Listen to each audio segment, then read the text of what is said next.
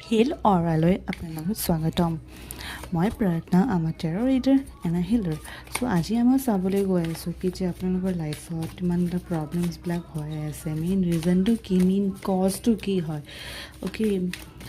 ব্লকেজেছবিলাক বা কেনেকৈ ঠিক কৰিব পাৰি তো সেইটো চাম অ'কে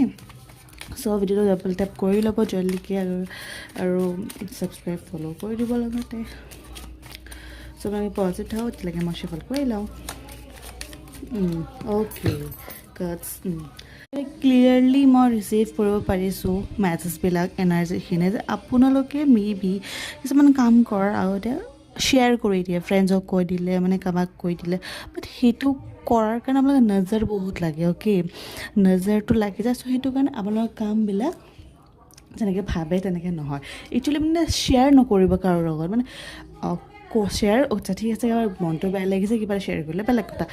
কিছুমান কাম কৰাৰ আগতে ভাল কিছুমান কাম কৰাৰ আগতে যোনটো ভাবি আছিলে সেই কামটো বেলেগক কৈ নিদিব নহ'লে নজৰটো বহুত মানে বেয়াকৈ লাগি যায় সেইটো কাৰণে কামবিলাক কি যায় বা হোৱা কামো নহয় মানে অ'কে